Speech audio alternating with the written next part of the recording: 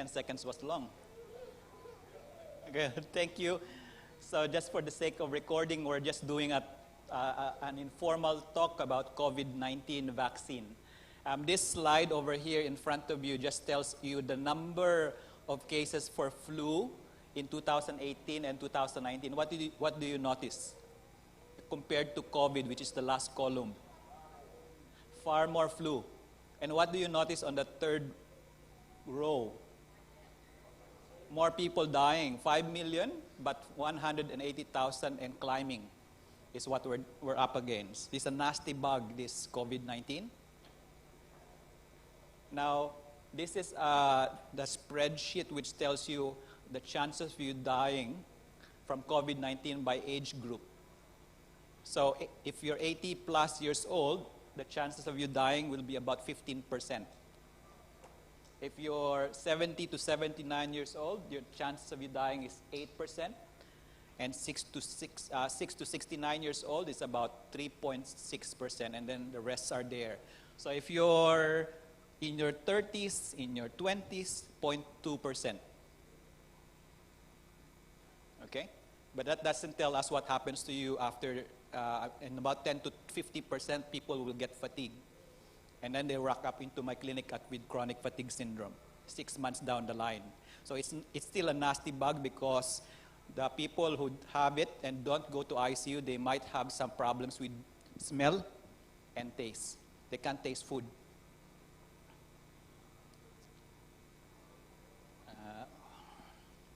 Oops. Now, we're okay. You see those dots? Those are the number of COVID-19 all around the world. And look at Australia, it has a few dots here and there. We're okay. Now in Tasmania, there's about 234 cases with 13 deaths. We're okay. But the problem is that ship in the bottom will come in again in the future in the wharf. And they will rock up and visit Tasmania. You have any questions so far?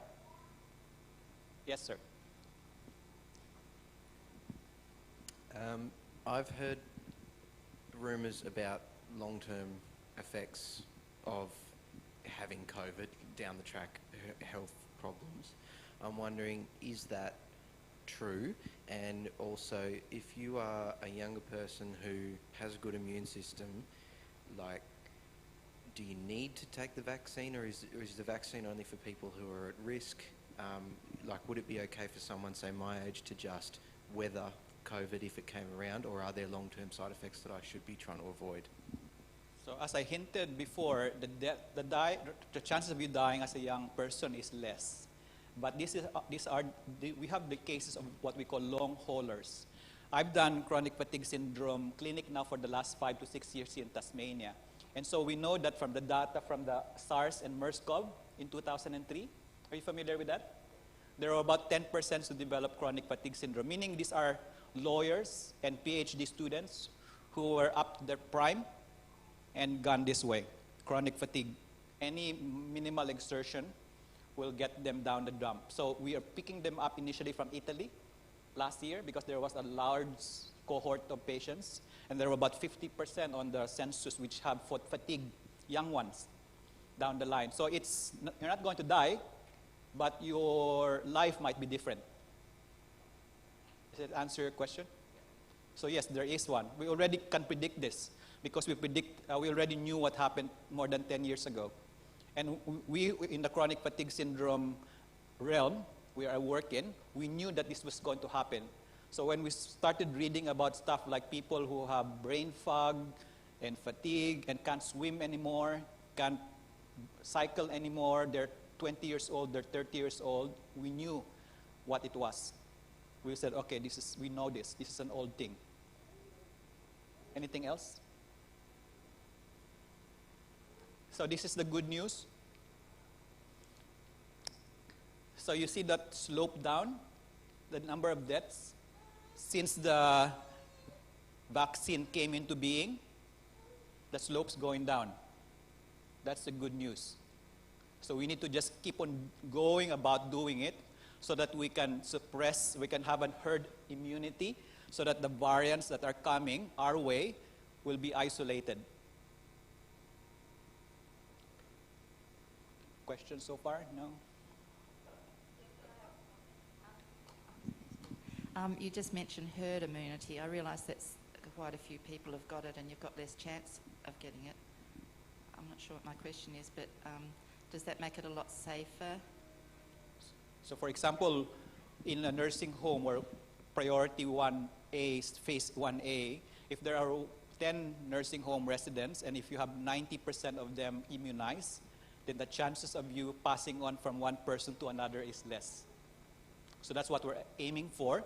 And so that when the ship comes over, we have a herd immunity in Tasmania. When Ruby Princess comes over again with a different name, we will be protected.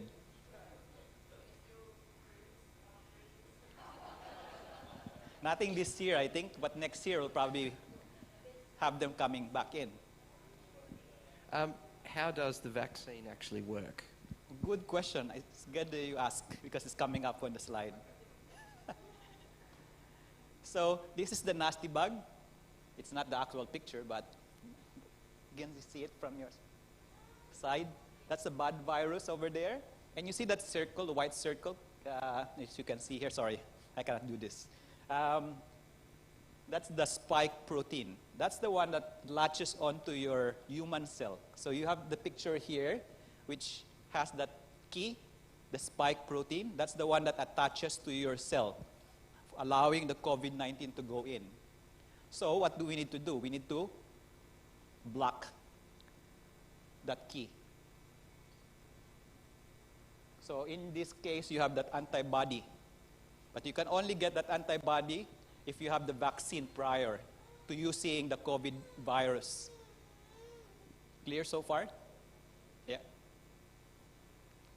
So ordinarily what we need to do, the vaccine, how it works, is that we use a part of the virus and then put it into your body, into your muscle. And then the virus, that part of the virus, whether that's the spike protein or the DNA or the RNA, will be recognized as alien by your body. And then the body will start creating antibody. And then it will settle down. And then when you have COVID, they'll say, I met this spike protein before. I'm going to kill it. Okay? So far clear? But the problem, yes, Anne.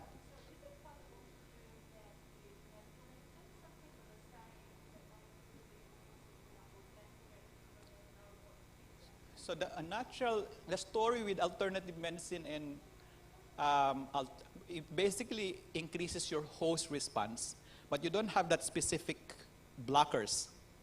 It just creates an immune system that's stronger and perhaps more robust, is what you're trying to do. Yes, sir. Normally with the flu virus, we have to have it yearly.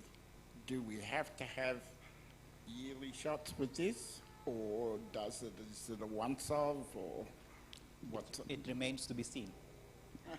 Because we've only had COVID-19 for a short while, we don't know what the immune system antibodies will do. They will be tracking the response within the next few months and years, and see if the immune system goes up. We know that people who have COVID-19 they'll have an immune system for about 2 months and then it starts to go down. But that doesn't mean that you don't have enough response to if a COVID-19 comes in. It just means that it goes down after a while. So it remains to be seen, is what my answer will be.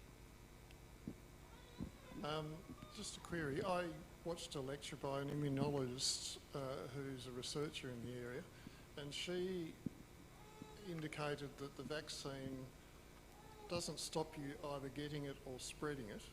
It actually stops you getting severe symptoms or dying. Is that true? So when we try to define the vaccines as effective, we have different parameters. One of them is you get exposed to a virus, and because of your vaccine, you won't have any colonization, meaning the virus is there, but doesn't cause you any problems. Or you can have the virus, and then you get a response to it, but not too much, not so sick. So when you look at efficiency and effectivity, they'll tell you different numbers, like 70%, 80%. People coming from Brazil, they will say 50%, but 80% don't progress to ICU. So there are different ways that the vaccine will help. One is to prevent you from having the infection in the first place, and the other one is if you have the infection, it will prevent you from going to ICU. So because you can still have the infection, but because the antibody is waiting and ready, they will mount a response. But it might just not be enough initially. Anything else? Some people have an ethical issue with some of the vaccines in terms of the cell lines. In production of the vaccines come from cell lines which are, as you know, decades old, but come from aborted fetuses. So perhaps you could talk about... It will come up in the next few Oh, slides. okay, right. I think I'll be able to answer your question, Paul.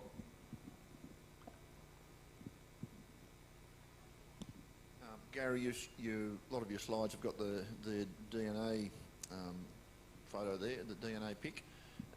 Some people say it can alter your DNA. No. Is that just a... No, they will get degraded. Yeah. So your DNA can be degraded but not altered.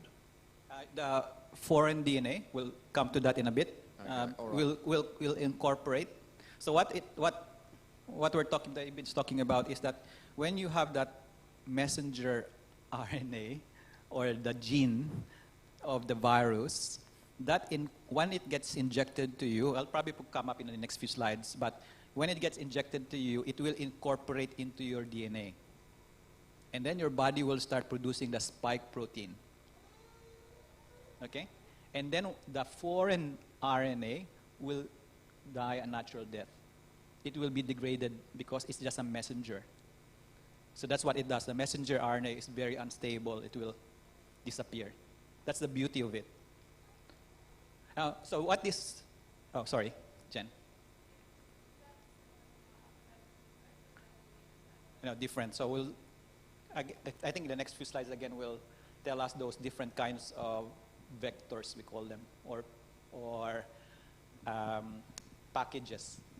So if we have the RNA, you cannot just inject that into the person. If you have the virus RNA from the COVID, you cannot just inject it on its own, because what will happen is that the body will see that, but the body will reject it. It's like throwing a rock at the door. It's not going to go in. It needs to be packaged. Okay?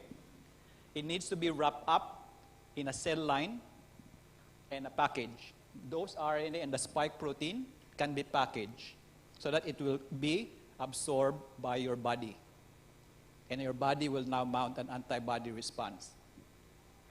So the Pfizer vaccine that I got, the package that it's in is a fat molecule or nanoparticle. Where's our PhD?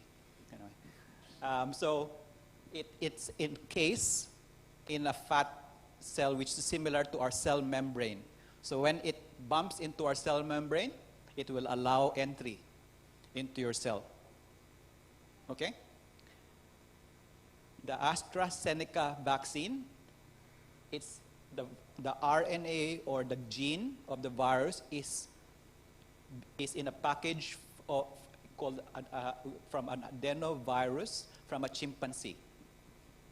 Now we use animal viruses because these animal viruses don't cause any problems with human beings. So they're the perfect package because they don't cause you colds. They only cause colds to the chimpanzee. But they are very effective in allowing your body to incorporate that virus called the adenovirus, and then it will again create antibodies. Now the Novavax, which is coming, is encased in a moth or butterfly virus. And the influenza, one of the influenza vaccine also is encased in a moth or butterfly virus. So does that answer your question, Paul? That was my question. My question was about the ethics of using it for live development. Okay, so the fetus question came into being. So we now have the, again, I'm not particularly clear in terms of what the specifics are, but they have mostly been using synthesized cell lines. Yeah, yeah, so it might be that, but it's not all of them. Yeah. And not used actually to make the virus, but used in the development of the virus. So yeah, so to basically feed the virus. It's like the influenza virus, which are placed in an egg. So the egg feeds the virus. There's been different strains of coronavirus and COVID-19, and my understanding was that's why they weren't sure if they would make a vaccine, because it just constantly was changing. So how come they suddenly have a vaccine and they don't seem to be worried that the strain will just change? Well, we're worried. We're worried. We are worried. That's why we need to give the vaccine as soon as possible, because one day, if we're not careful, the variants from Brazil, from South Australia, and from the UK will become the dominant strain in South Africa, and then we will be back to the drawing board. That's a problem. So what we're trying to do is create a herd immunity with the COVID-19 virus that's susceptible to the vaccine, so that if you get a variant somewhere in northwest of Tasmania or in Swansea, it will be isolated in that community, because the other, there's not a whole lot of people who potentially, it will be easy to pick them up. Now, a little thing about how they make influenza virus. Now, the influenza virus, and this has something to do with the mutation. So each year, the influenza virus mutates. Okay? Viruses always mutate. We know that. So what we do on September last year, we tried to we recognized the 4 common strains of the cold influenza virus last year. So that's for influenza A, 2 strains, top 2 strains, and then the top 2 strains influenza B, and then they make that into a vaccine. And then you get the flu shot every year. It changes every year because the influenza mutates. Okay? And you see that effectivity, because influenza has two strains, so to speak, influenza A and influenza B. Plus, there are 2 areas of it that mutates every time. So it's 50 to 68% effective. Now, the COVID vaccine, the Pfizer, the one that I got this week, is 52% on the first shot and 95% on the second shot. The AstraZeneca one, 70%, and the Novavax, which is coming up, will be 89%. The one that came out in America, the Johnson & Johnson, or the Janssen, which is only 1 shot, it's around 70%. And it doesn't need to be in ultra freezer conditions. It can last for several months on a regular refrigerator. Do you have any questions so far?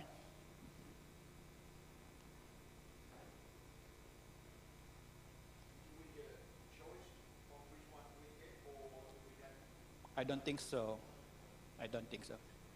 So again, the vaccination is not mandatory. And number 2, it will be provided free of charge to people who are citizens, permanent residents, and people who are temporary visa workers in Australia, free of charge. But because the government's spending for it, it's unlike influenza, where you can choose the 3 types of influenza vaccine. You can buy influenza vaccine.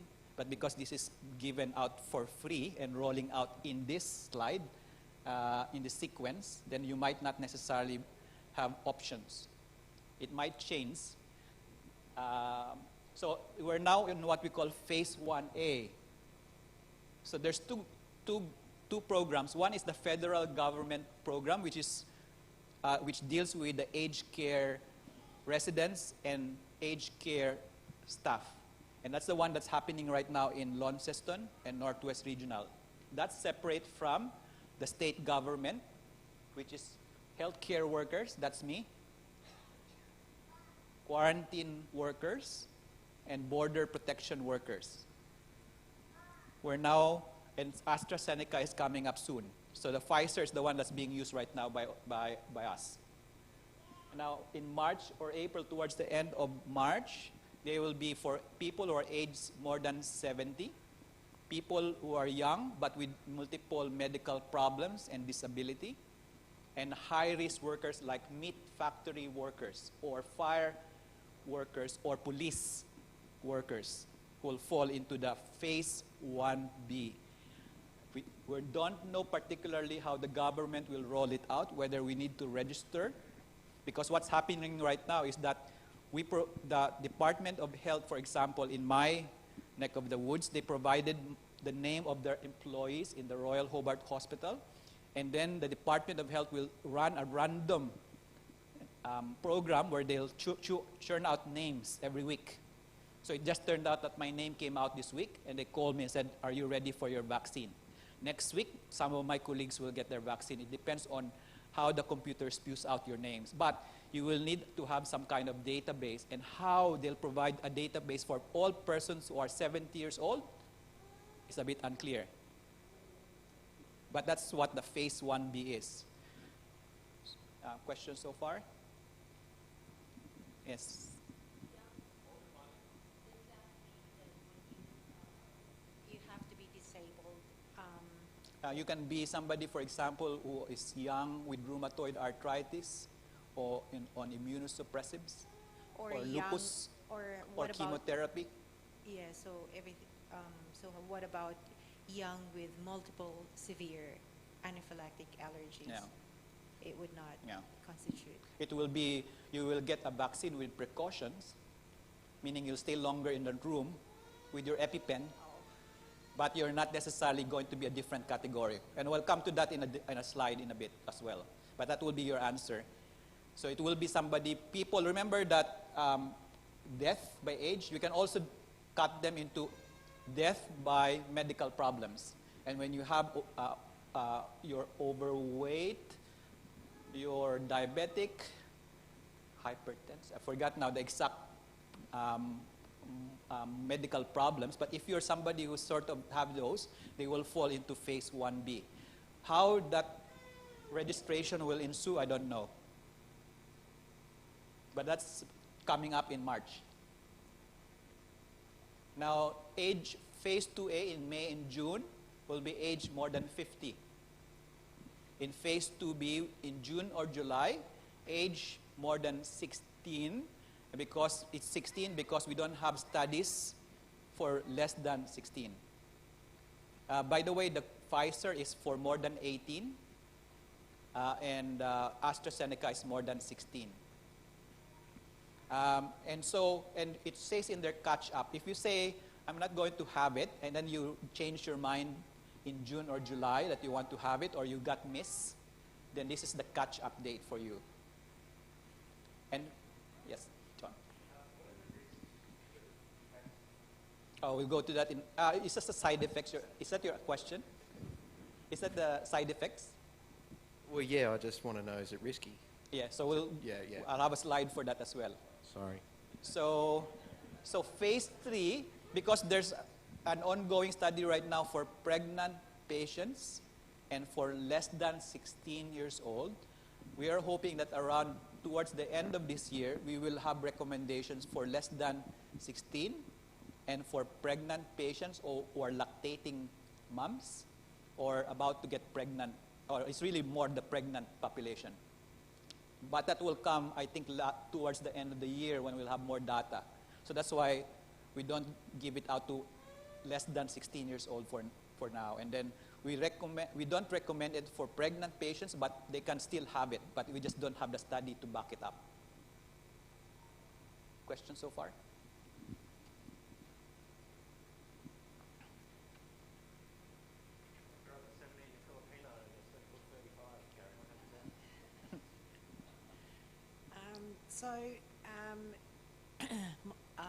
What happens if a person in their 30s is really sick? So is that young and disability in phase 1B? Okay, she would fall into that category. Yeah. Again, I'm not so sure if we're clear with the criteria at the moment. Yeah. There are some criteria, and I'm not necessarily going to tell you, unfortunately, what those criteria are because I don't have them in my brain. But there are some specific medical problems, and how you will tell somebody that you have those medical problems. Do you know what happens? The GPs provide the names. Will they say, yes, the patient has diabetes, and yes, the patient doesn't have the diabetes.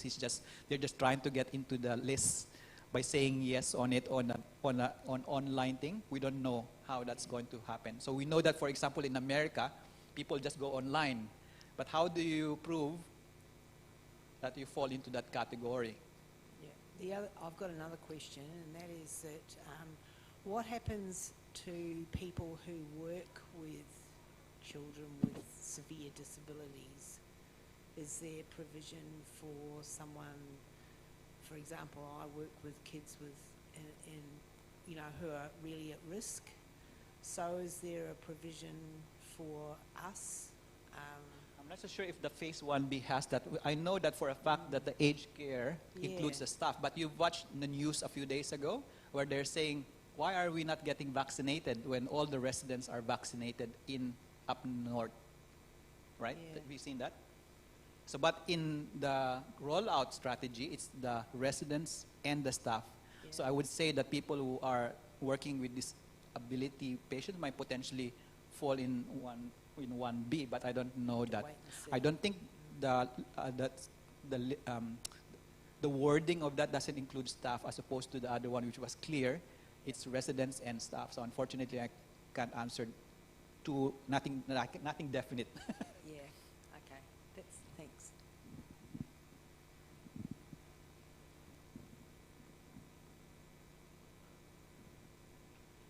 Gary, if you were my GP, would you recommend that I have it? And does the wider medical population recommend that we have it? Yes. Thank you. That was a loaded question. So these are the side effects. So let's just concentrate on those more than 55 years of age. It's pretty much the same pattern. So majority of cases will have injection pain in the site, which I had. So about 2/3 of patients on the first shot and 2/3 on the second shot. Fever, 1%, and then 10% on the second shot. So the most problematic is in the fatigue, but the report is that it's mild fatigue, and it lasts for 48 hours. Most of the symptoms are 48 hours. Not 3 days, not 4 days, not 5 days. And what we do is we take Nurofen and paracetamol. But we don't recommend you taking paracetamol or ibuprofen prior to the injection. We don't know if that's going to interact with the vaccine. But you can have it after. So my colleague who was sitting beside me had her shot. She had fever. I did not have fever. She was one of the 1.4%. So deaths, we don't have the deaths except the ones that we had in the UK, where there was an elderly population that had the vaccine. And the theory right now is that because of they were quite frail and they had a lot of medical problems, the fever itself caused them to die, not the vaccine itself. Meaning they don't have enough reserve when their heart rate goes up to 150 beats per minute when they had a temperature. But that's still being checked at the moment. So, relatively side effects that are transient. Majority will be around fatigue and headaches. You have questions so far?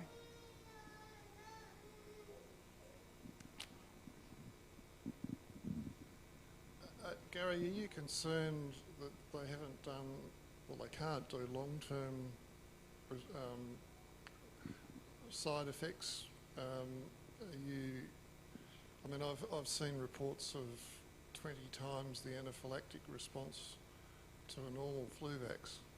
Now that can be 20 times a very little number, but are you concerned about that? Because I've had feedback on it, and also just that issue of they can't do long-term studies. So there's long-term issues with not having the vaccine. How's that weigh up against the long-term possible things of having it?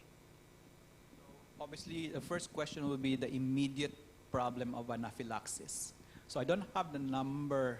It's low, is what I've been told. And it's usually you'll have a history of anaphylaxis. So the recommendation that we have at the moment is that if you have...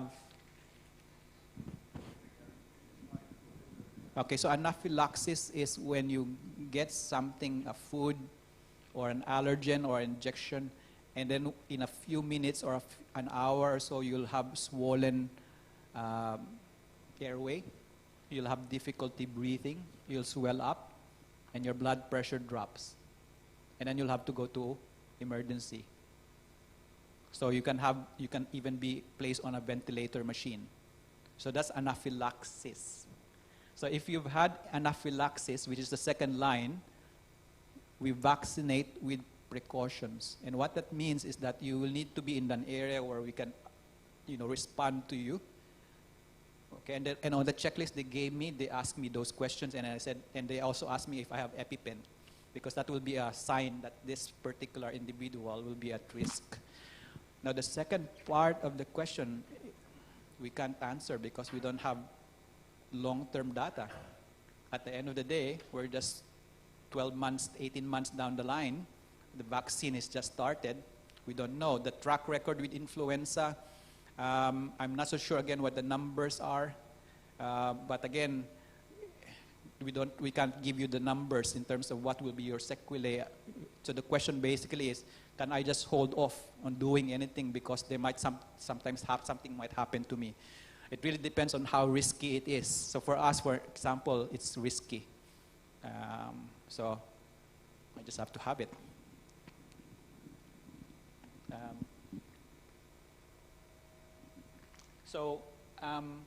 So in number 3, if you are somebody who is immunosuppressed, and what this means is that you're on chemotherapy drugs, you're on high-dose steroids, your immune system's not working, or you have an autoimmune condition called lupus, for example, or rheumatoid arthritis, you can still have the vaccine, but the vaccine response might not be as robust because your immune system to start off with is not 100%. Okay? And there should be about 14 days between your flu shot and your COVID. So don't overlap. Now they'll ask you anyway, have you had a flu? Have you had a vaccine during the last 14 days before you sign the consent? And the last line, the Pfizer vaccine, the second shot is 3 weeks. So I'm going to get mine on March 16, my second shot, and I'll be watching and waiting to have those 50% to 60% response, and I'll be ready with my paracetamol and ibuprofen if we come down to it. But the AstraZeneca is 12 weeks. And some of the new vaccines coming up, no second shot. Now, if you are a bit nerdy and you've had allergic reactions, and I know this is all, it's always a problem with allergy. This is the Pfizer ingredients. The first one is the RNA. And remember that fat covering, that's the second bunch. And you see that box in there with the yellow box? That's the thing that causes anaphylaxis, we think. The PEG. So if you have had that problems in the past, you're not supposed to get or be under precautions with the vaccination. And with AstraZeneca, it's a different allergen. And then the rest are salts for the virus to be for the virus or the lipid to be happy. It needs to be on sort of a saline environment. And then the food is the sucrose.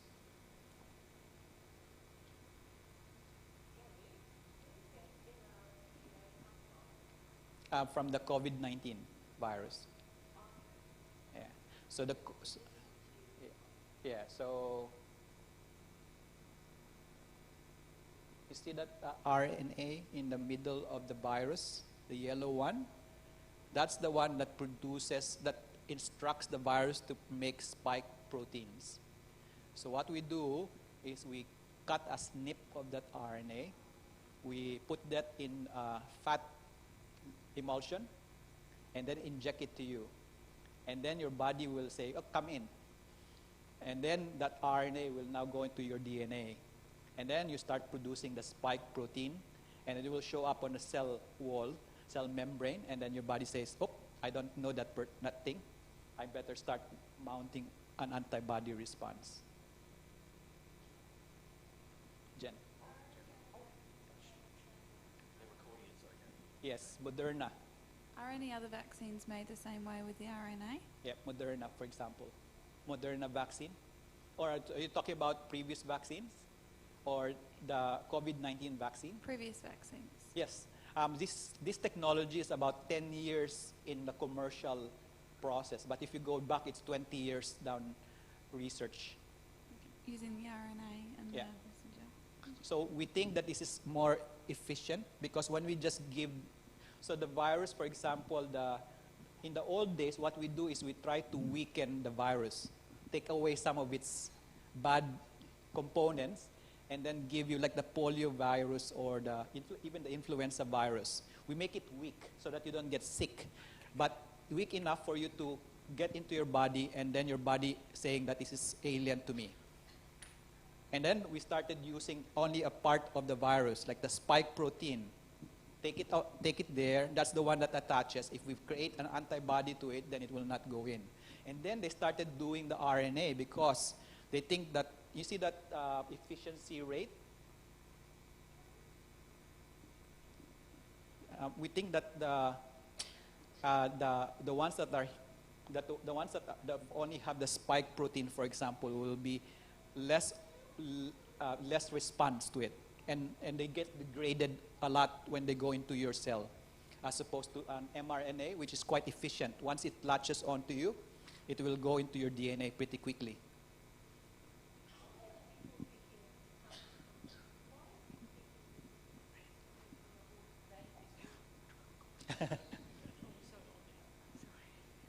Sorry, why do people think that the vaccine is made from aborted babies? Is that a conspiracy theory? I think it has something to do with some of the people having unhappiness for the virus, and so because they know it. So the answer is that not all of them will have that. Will have now the synthetic food, so to speak, right? So, for example, Russia will try to scare people in viewpoint.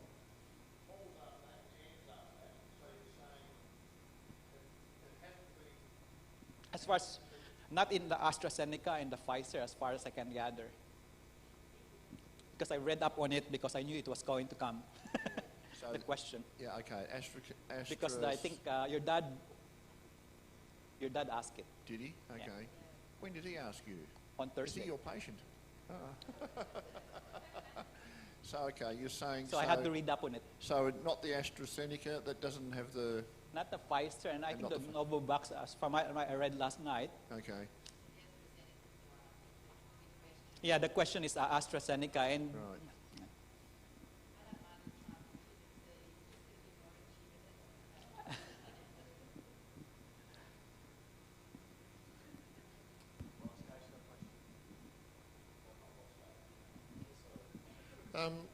My understanding, Gary, is that the Pfizer was originally developed from the HEK293, which is the human embryonic kidney cells, and that was from one aborted baby, which I believe came from someone who was, the abortion happened because they were saving the life of the mother.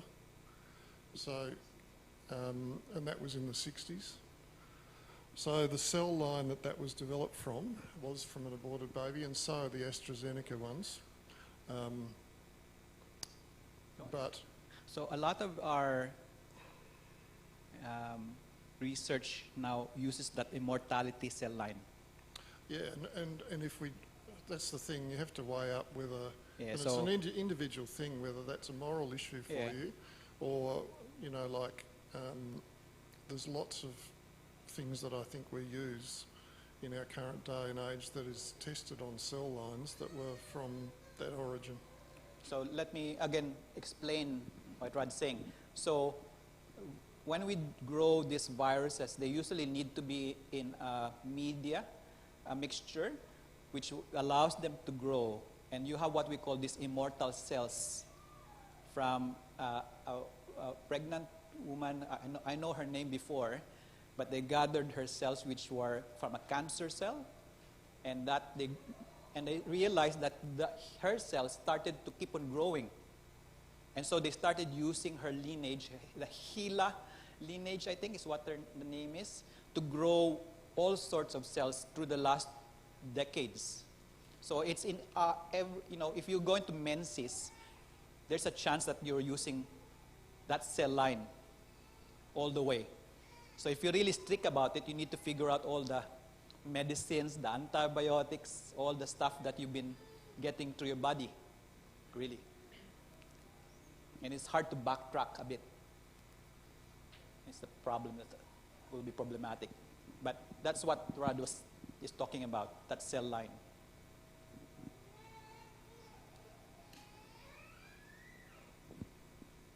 So if you have allergy only to food, drugs, or latex, you're vaccinated and you stay in the room for 15 minutes.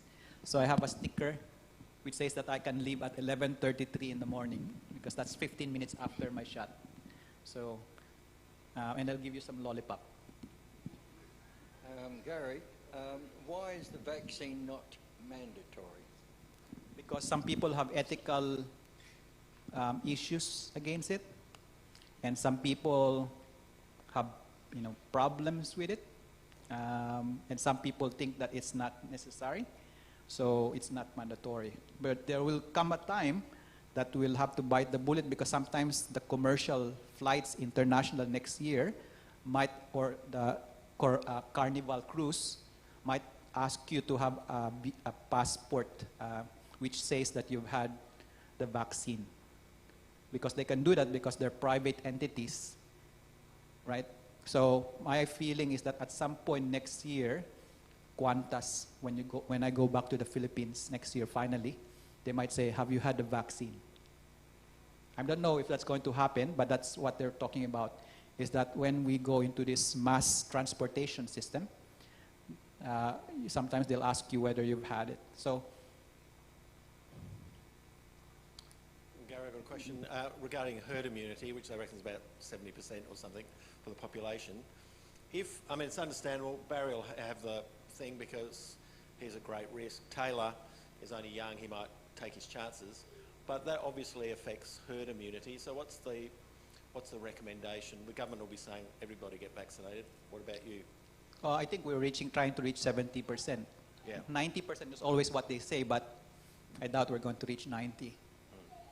So you're saying young people should have it, even if in terms of complications? They're the super spreaders. Yeah. The young ones are the super spreaders because they're not having any symptoms. They just have a party, and then there you go. There's your spread. But the vaccine doesn't affect transmission anyway. So It can protect you from transmission. So there are different steps along the infection, and one of them is trying to prevent the virus to latch onto you in the first place. And if they latch onto you, it tries to prevent you from going to ICU.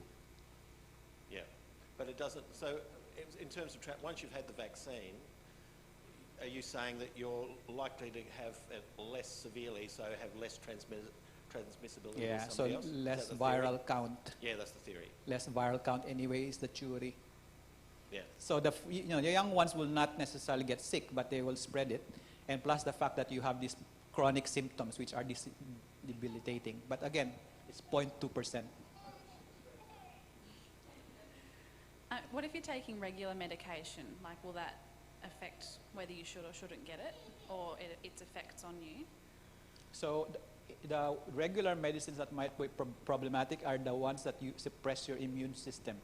Okay. The ones that makes your response to the vaccine less. So steroids, chemotherapy, monoclonal antibodies for rheumatoid arthritis, for lupus, the ones that tries to dampen down your immune system, you will. The theory is that I think it will. Their experience that there will be less robust antibody response, maybe 60% as opposed to 90%. Thank you. And you wait. Otherwise I can't hear.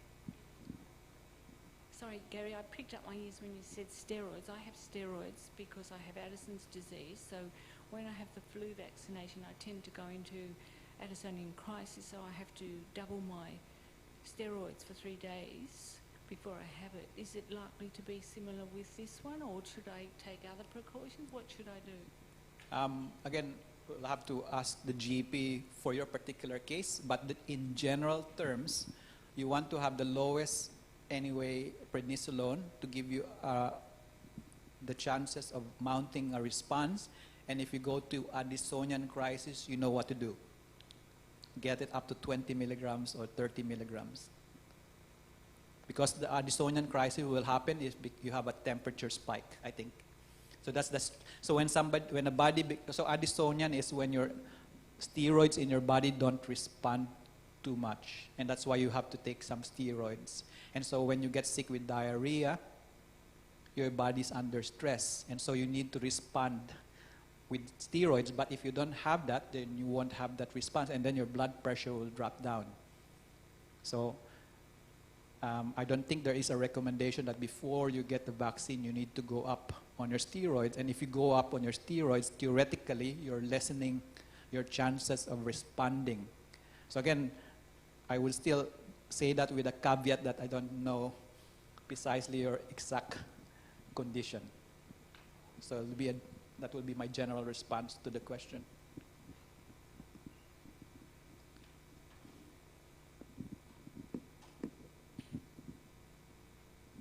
Yes. What a shock, it's me again. For people who are perhaps a bit nervous about it or don't understand the big medical words, where does your sense of confidence in this come from, given that you've said you don't really know what the long-term effects could be? Where does your confidence in it come from? So my confidence comes from the fact that we've used mRNA in the past, and my confidence in the fact that I've felt safe taking my influenza shot. So am I getting Guillain-Barré or multiple sclerosis? I don't necessarily, my understanding of the data is that it's just part of the background noise. So there is, people who have problems with the vaccine sometimes are worried because we know that with other vaccines, you can have medical conditions like, for example, Guillain-Barré or multiple sclerosis, or you have this something that happened in one of the trials, but it was part of the background noise. When we say background noise, that means whether you get the vaccine or not, you'll get the problem anyway. So the question is whether there's a higher frequency in those who get the vaccine and versus the population. And my understanding of the literature is that there's none, plus the fact that, again, this mRNA technology, because initially I didn't want to have it. So I had to read up on mRNA because it's relatively new. I'm used to influenza, which is less of an RNA. But because now I realize it's been here for more than 10 years, it's been used for HIV, tuberculosis, malaria. I think they tried it also with Ebola. So we've had a track record now about a decade.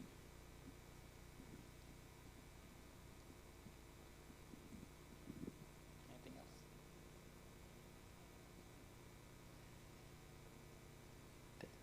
Thank you.